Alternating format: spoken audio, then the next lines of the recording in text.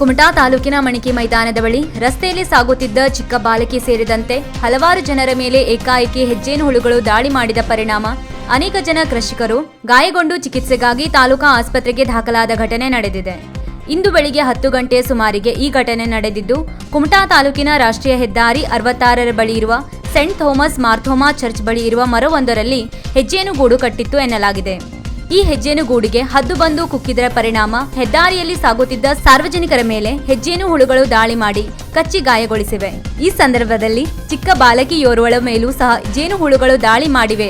ಬಾಲಕಿಯನ್ನು ರಕ್ಷಿಸಲು ತೆರಳಿದ ಜನರ ಮೇಲೂ ಹುಳುಗಳು ದಾಳಿ ಮಾಡಿದ ಪರಿಣಾಮ ಸಾರ್ವಜನಿಕರು ಅಸ್ವಸ್ಥವಾಗಿದ್ದು ಸಾರ್ವಜನಿಕ ಆಸ್ಪತ್ರೆಯಲ್ಲಿ ಚಿಕಿತ್ಸೆ ಪಡೆಯುತ್ತಿದ್ದಾರೆ.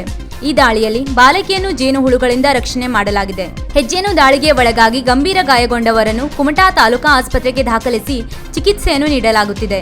ಈ ದಾಳಿಯಲ್ಲಿ 6ಕ್ಕೂ ಅಧಿಕ ಜನರಿಗೆ ಗಾಯಗಳಾಗಿದ್ದು, ಗಾಯಗೊಂಡವರು ಕುಮಟಾ ಅಳವೆಕೋಡಿ ನಿವಾಸಿ ಭಾಸ್ಕರ್ ನಾಯ್ಕ್, ರಾಘವೇಂದ್ರ ಸಾಲ್ಕೋಡ್, ಶ್ವೇತಾ ನಾಯ್ಕ್, ಪಾಂಡುರಂಗ ನಾಯ್ಕ್ ಎಂದು ತಿಳಿದುಬಂದಿದೆ.